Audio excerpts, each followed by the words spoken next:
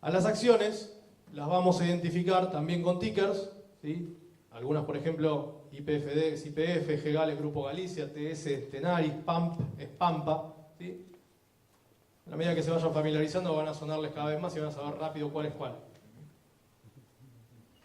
Y también se pueden operar con una ficha de más o menos 3.000 pesos. ¿Sí? Puedo mandar una orden de compra de Pampa por 3.000 pesos y a partir de ese momento soy accionista, me puedo sentar a hablar con el señor Midland de igual a igual. No, mentira. Bueno, por ahí puedo pasar a la asamblea, pero... Cada 3 meses una empresa que cotiza en bolsa está obligada a presentar reportes, con lo cual cada 3 meses hay noticias que van a influir sobre el valor de la empresa. Si vendió más o menos, si vendió todo lo que se esperaba que iba a vender, si vendió más que el competidor o no, ¿sí? Bueno, un montón de información, si cayó el precio del petróleo y eso le va a impactar en las ventas en el próximo trimestre.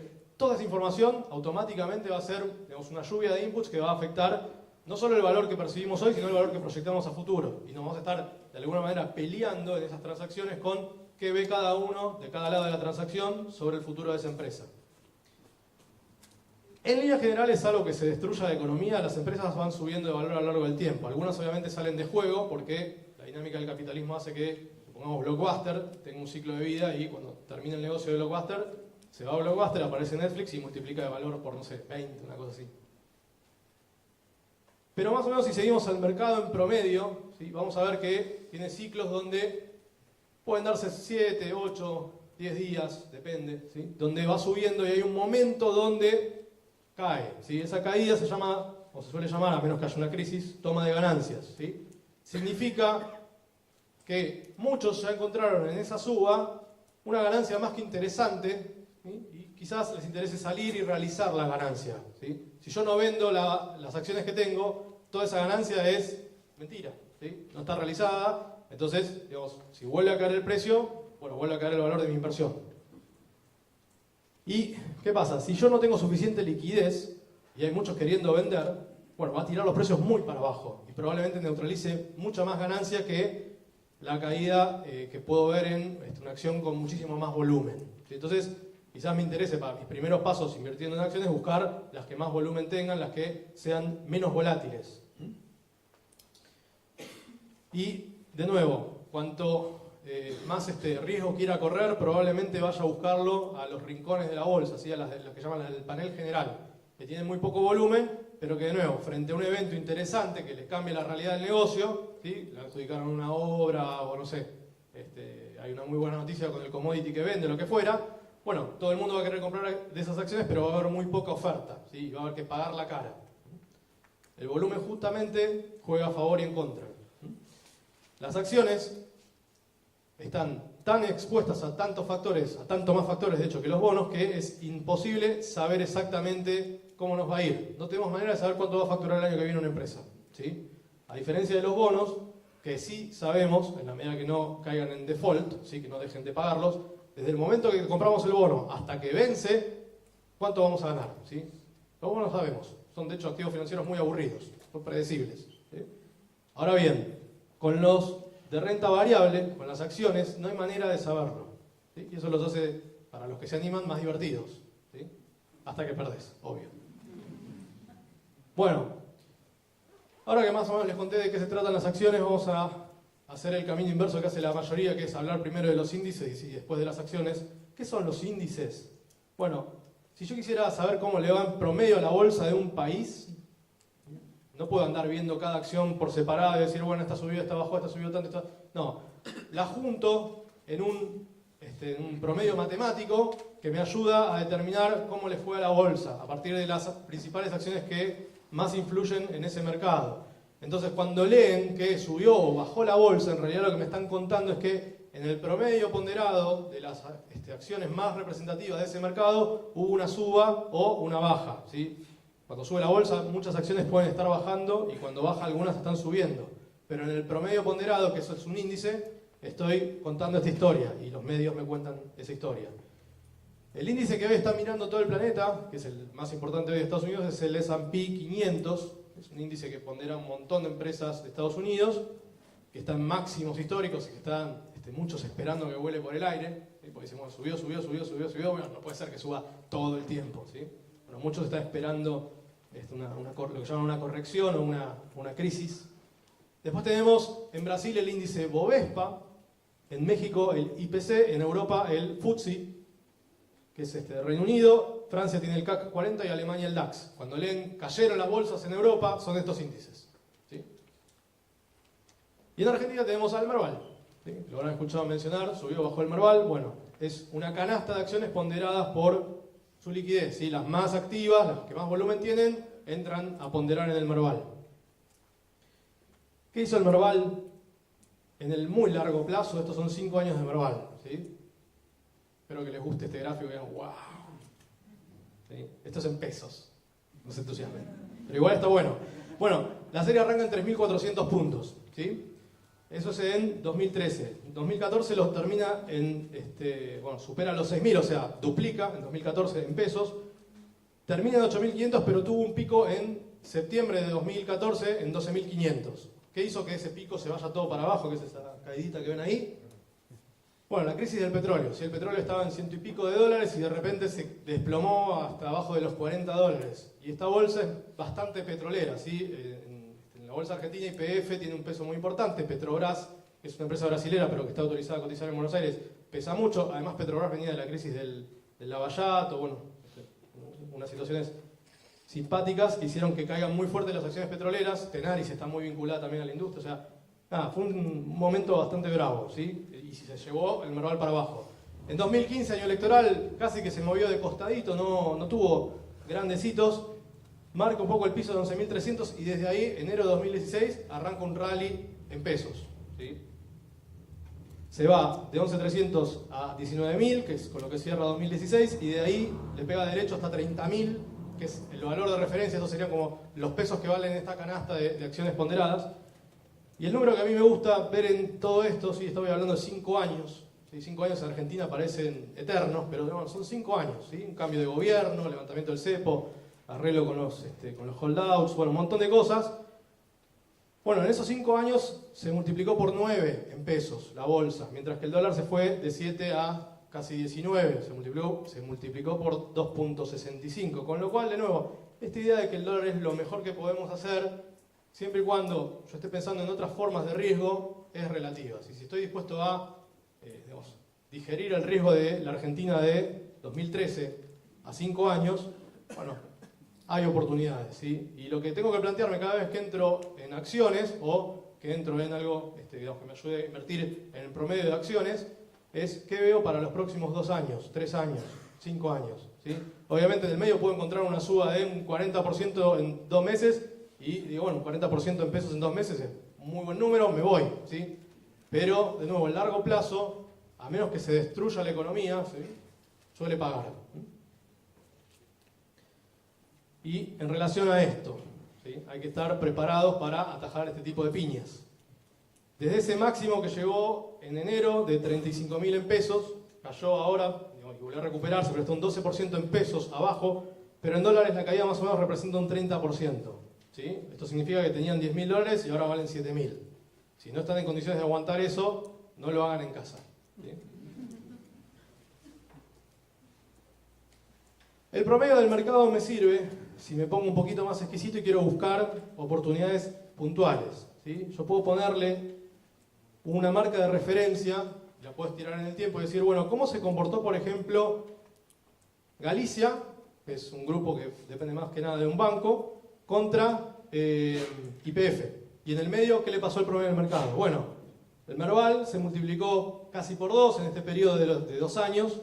Galicia le ganó bastante más en valorización e YPF quedó como atrasada, ¿sí? Y ahí uno después empieza a ponderar, bueno, ¿es el momento de los bancos? ¿Es el momento del crédito hipotecario? ¿Es el momento del préstamo para las pymes? ¿O es el momento de vaca muerta? ¿Sí? ¿A dónde me animo a apostar? ¿Sí? Siempre pensando en acciones en Argentina, ¿sí? Entonces, tomando de nuevo 24 meses, uno puede empezar a hacer fotos y empezar a entender si es un buen momento o no y si uno está en condiciones de asumir ese riesgo, ¿sí? Este tipo de gráficos se pueden consultar de forma gratuita, están en la mayoría de los sitios de información financiera y me permite a mí ir posicionando en el tiempo, o sea, estiro o lo acorto, cambio y analizo otros activos, pero me ayuda a buscar pistas de cuál puede estar valiendo menos y estar atrasada y tiene más potencial para subir, o cuál viene subiendo y recién arranca ese proceso, ¿sí? A pesar de experimentar caídas. Y de nuevo, siempre mi mirada, por ejemplo, es no tratar de buscar la ganancia de corto plazo, no tratar de tomarle el tiempo al mercado. Esto pensando de nuevo en capitalizaciones largas, ¿sí? Donde uno tiene el tiempo y la paciencia para aguantarse una pérdida, si es que se aguanta la pérdida. Bueno, vamos a ir cerrando y voy a hablarles de una de las herramientas financieras más simpáticas que hay disponibles, que casi nadie sabe que existen y están como medio guardaditas, a pesar de que es una industria que viene creciendo, que el último año tiene números bastante interesantes, que son los fondos comunes de inversión. ¿Qué son los fondos comunes de inversión? Bueno, es una herramienta que me permite participar de una inversión financiera, en activos financieros, sin tener que estar eligiendo yo en qué voy a invertir. Yo solamente tengo que elegir en qué tipo de activos financieros me gustaría invertir. Entonces, voy a transferirle mi dinero a el fondo de inversión que va a estar administrado por un portfolio manager o un gerente de fondos que va a decidir en qué invertir, ¿sí? Yo tengo solamente que elegir qué tipo de fondo quiero, pero en líneas generales me van a ofrecer un menú y a partir de ahí yo voy a elegir cuál me gusta del menú y después los ingredientes los va a elegir el chef. ¿Cuáles son las tres grandes familias que hay? Están los fondos de money market, que son fondos de inversión que invierten en plazos fijos, o sea, en vez de estar yo haciendo los plazos fijos, pongo el dinero en un fondo y el fondo genera tasa todo el tiempo, porque agarra plata de un montón de inversores y empieza a hacer plazos fijos contra otros bancos y renovarlos cuando vencen, y de esa manera todos los días hace tasa. Cuando decida irme, ahora les voy a contar un poco cómo funcionan, tengo la liquidez inmediata o semi-inmediata. Después están los fondos de renta fija, que son fondos que invierten en bonos. De nuevo, el fondo reúne dinero de inversores que les interesa una capitalización que viene de la mano de prestarle plata al Estado, cobrar cupones y crecer de valor, ¿sí? Y reinvertir los cupones y, de alguna manera, mientras no haya riesgos sistémicos, o sea, mientras el Estado no se vuelva insolvente, crecer. Y después están los fondos de renta variable, ¿sí? Que invierten en acciones. Entonces me arman algo, si quieren, parecido al Merval. Entonces a través de esta herramienta yo puedo invertir en acciones sin tener que estar abriendo una cuenta custodia, sino operar con un agente, o puedo, de hecho los agentes de bolsa arman fondos de inversión, ¿sí?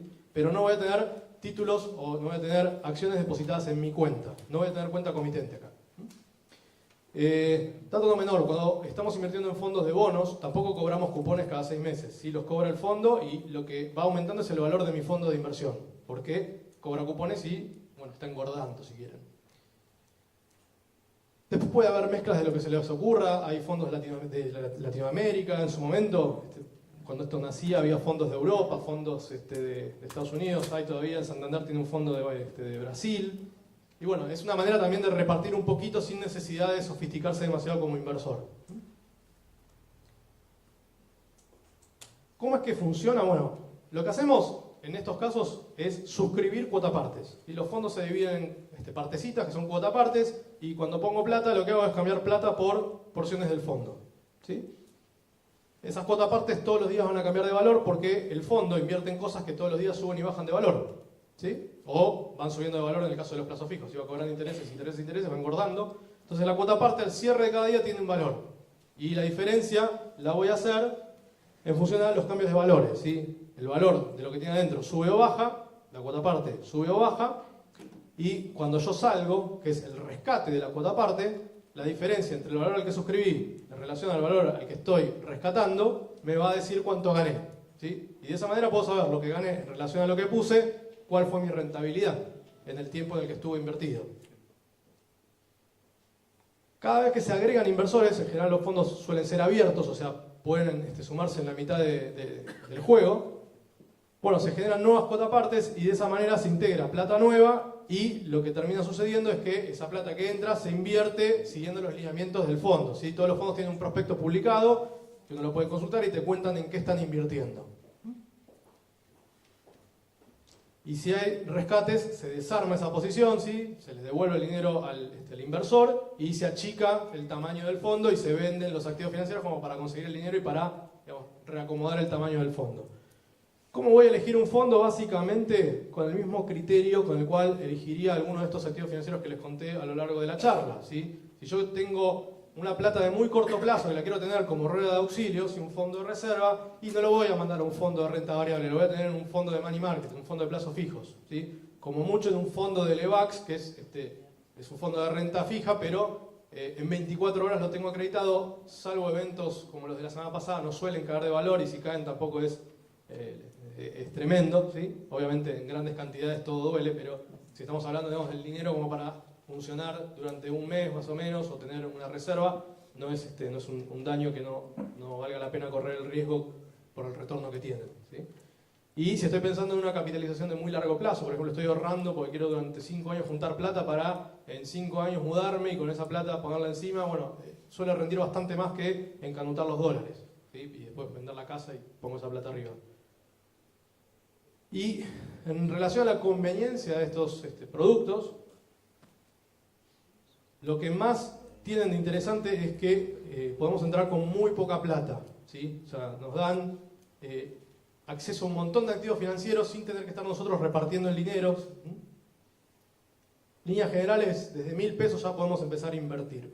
Lo cual como un instrumento para desarrollar la conducta de ahorro, ¿sí? Y empezar a construir patrimonio financiero, ¿sí? No solamente estar pensando en comprarse cosas, es una muy buena alternativa. Hay fondos que te permiten arrancar desde 100 pesos, hay fondos que tienen una ficha de 10.000 pesos. Pero como instrumento financiero sintetizado está bastante bien. La liquidez. Bueno, cuando hago el rescate de las cuotapartes, ¿sí? Yo puedo ir viendo mi resumen de cuenta inversora, lo que fuera, y voy viendo cuánto vale mi inversión y digo, bueno, ya está, llegué al punto, o necesito la plata, o lo que fuera, rescato y en el día, en el caso de los fondos de money market, o en 24 horas, hasta 72, los fondos de renta variable, algunos, van a haber acreditado el dinero en la cuenta, ¿sí? Desde ya, si están en un fondo de renta variable, la bolsa cae un 20% y quieren vender, van a salir perdiendo, ¿sí? Como si hubieran comprado esas mismas acciones. La mayoría de los bancos tiene esta oferta de fondos comunes integrada a la plataforma de home banking, ¿sí? Ahí, de nuevo, al lado de préstamo personal o pagar los servicios está el botón de inversiones. Ahí adentro se puede acceder a la suscripción y rescate de cuotapartes. Es simplemente buscar cuál es el fondo que mejor se ajusta a lo que necesitamos. Y, de nuevo, los rendimientos van muy a la par de lo que está invirtiendo el fondo. O sea, yo puedo seguir la bolsa y veo que el fondo de renta variable no va a ir mucho más lejos, ¿sí? Puede ser que invierta un poquito distinto y ahí haya alguna diferencia. ¿Y dónde va a estar más que nada la diferencia? Es en la comisión, ¿sí? Porque esto de nuevo es un negocio y el fondo común gana plata cobrándonos comisión, pero no nos cobra cuando suscribimos, no nos cobra cuando rescatamos, nos cobra descontando un poquitito de su comisión anual día a día, ¿sí? Al cierre de cada día la cuota parte tiene un valor, le saca su parte proporcional de la comisión y ahí digamos, no sentimos el impacto de la comisión en nuestra inversión. Bien, voy a redondear y ya voy a dar paso a las preguntas. Recomendaciones generales, planifiquen, ¿sí? No se tiren de cabeza a invertir. Tengo casos de gente que asesoré que me dice, estoy con muchos problemas de deuda, estoy pagando el mínimo de 2 tarjetas. Pero tengo este resumen de fondos de inversiones en los que invertí. Digo, estás loco, digo. En general es muy raro conseguir inversiones que rindan más que el costo que estás pagando por una deuda, ¿sí? O sea, acomoden bien primero sus finanzas personales antes de invertir. Identifiquen bien cuánto pueden ahorrar, cuánto tienen, ¿sí? Cuánto de lo que tienen está líquido como para ser invertido y cuándo lo van a necesitar. En ese cuándo lo van a necesitar va a surgir bien claro cuándo debería estar disponible esa guita, entonces va a estar más que pautado en qué tipo de inversiones se pueden meter o no, ¿sí? Entonces hay un montón de opciones disponibles, les conté sintéticamente, lo más apretado que pude, todo lo que hay, más o menos cómo funciona, qué potencial tienen, qué riesgos hay asociados. Y ahora ya pueden elegir. Recuerden bien que cuando van a elegir un agente de bolsa les van a estar prestando un servicio, con lo cual van a pagar comisiones y se trata un poco de elegir qué comisión quiero pagar, que me va a poner un piso en la rentabilidad, pero también qué servicio voy a recibir. Si un banco es muy difícil que consigas que alguien te asesore, pero un agente de bolsa, parte de la franela comercial es esa, ¿sí? Te va a mandar reportes, te va a llamar por teléfono, te va a invitar a tomar un café, espero. Y te va a contar qué es lo que ven. Y te va a decir, bueno, mira, yo en tu lugar haría esto, te va a escuchar, ¿sí? Bueno, eso tiene un valor. Y si estaban de nuevo pensando en hacerse millonarios, ¿sí? Como los atletas de las 3 PM, les tengo una pésima noticia. Para hacer millones en la bolsa hay que arrancar invirtiendo millones, ¿sí? Así que, bueno, no es igual una mala idea, ¿sí? Les conté todo lo que hay. Y de nuevo, frente a esta neurosis del argentino medio de ir y tirarse sobre los dólares, billetes y guardarlos, hay un montón de cosas para hacer. Espero que bueno, les haya resultado interesante. Y ahora sí tenemos un rato para preguntas. En el caso de las acciones, digamos, si una empresa le empieza a ir mal,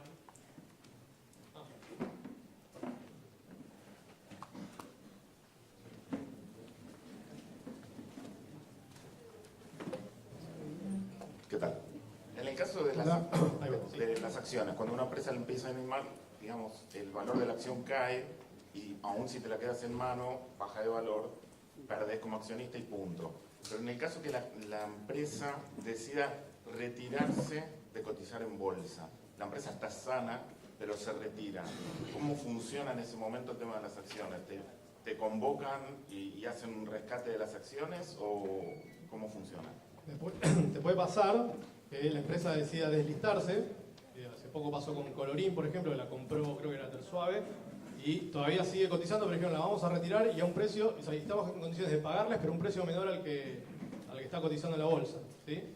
Y ahí uno puede decidir, bueno, que la saquen, me voy a quedar siendo accionista, no sé, iré a la asamblea o se las venderé a algún particular, pero no tengo más mercado. Y es un riesgo, ¿sí? Obviamente no estoy perdiendo valor, pero digamos, me están sacando el mercado. Pero sigo siendo tan accionista como cualquiera de los socios y tengo mis derechos. ¿No estás obligado a vender? No, nunca estás obligado a vender. El tema es... No, seguís siendo accionista, digamos, tenés que ver, bueno, cómo haces valer tus derechos como accionista, porque seguís teniendo el título de propiedad. Pero, digamos, no tenés mercado para salir. Es como si hicieras una empresa con un socio y querés irte. Bueno, vas a tener que hablar con tu socio, a ver quién te compra tu parte.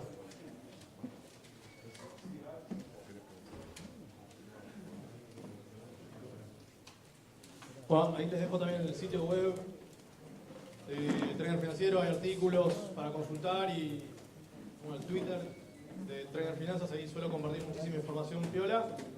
Y bueno, el Facebook, obligado, no tengo mucha actividad en Facebook, pero bueno, está ahí.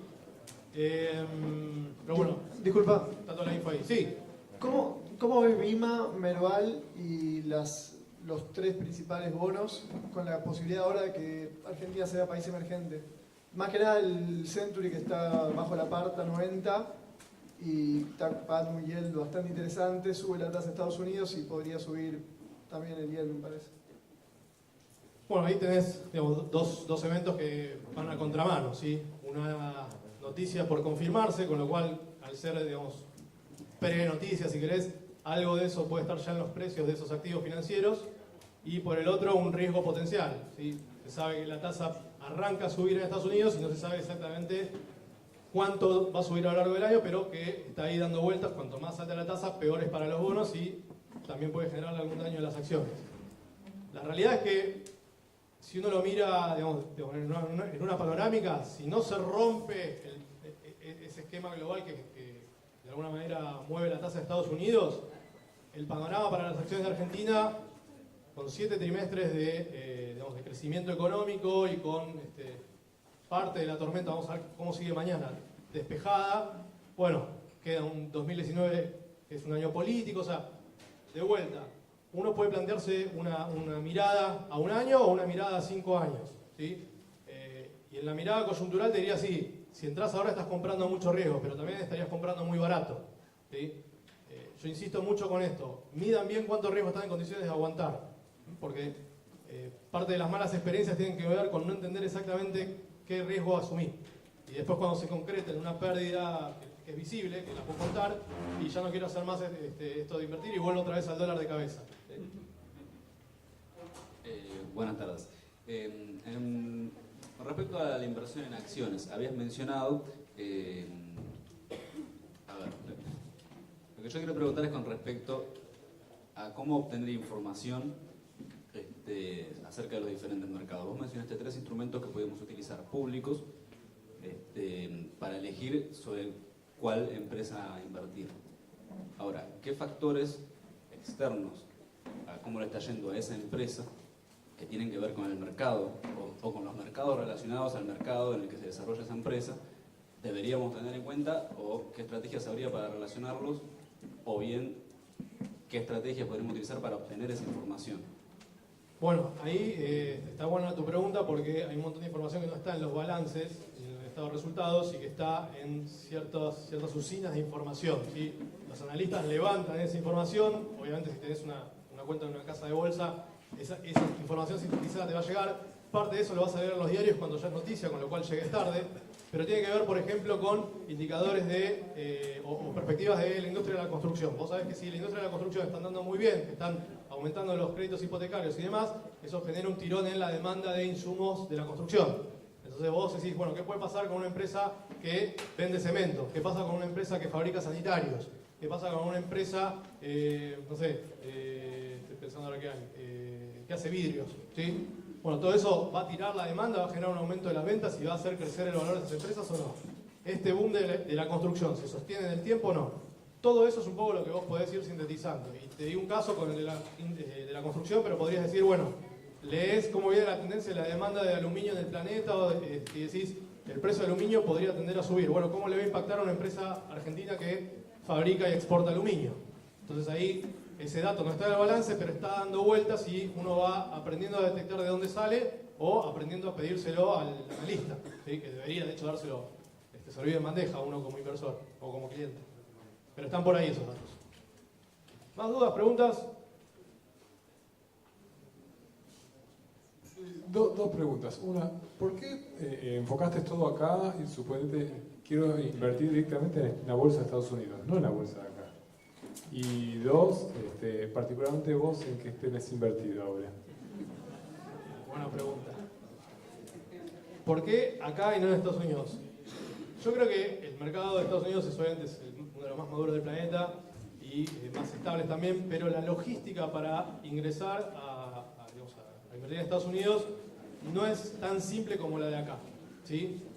No es que no sea fácil, pero tendrías que pensar en una inversión de unos $10.000 solamente para invertir, digamos, afuera, ¿sí? Entonces yo siempre trato, desde mi rol, si querés, de divulgador en estos temas, de llegar hasta el punto de recién, que digo, con 1.000 pesos podés arrancar. Obviamente el que quiere más, digamos, tiene un planeta entero para invertir y especular. Y de hecho está bueno que si llegan a cierta situación patrimonial que lo amerite, tengan diversificado, porque tener todo en acciones argentinas también es un riesgo en sí.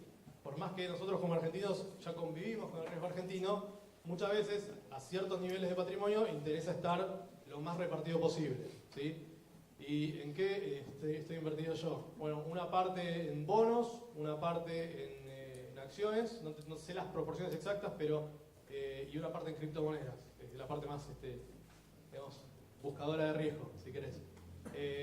Mi mirada, de nuevo, con bonos y acciones es siempre a largo plazo, no especulo, es de vuelta, pensando en que, más allá de las situaciones de cortísimo plazo, que puedan representar una oportunidad, yo ahí donde veo, digamos, ruido, no salgo corriendo, no soy un inversor de promedio, digamos, no me asusto y no realizo pérdidas. Así por ahí después me puede ir, pero en general soy un poco más kamikaze. Pero lo que trato es que todo el mundo entienda dónde se está metiendo y que, de hecho, trate de no seguirme. Que haga primero su experiencia, identifique su mapa de riesgo, sus necesidades y recién ahí tome su propia recomendación, que surja de su propio análisis. No de seguir a alguien que parece que la tiene clara porque nadie la tiene clara.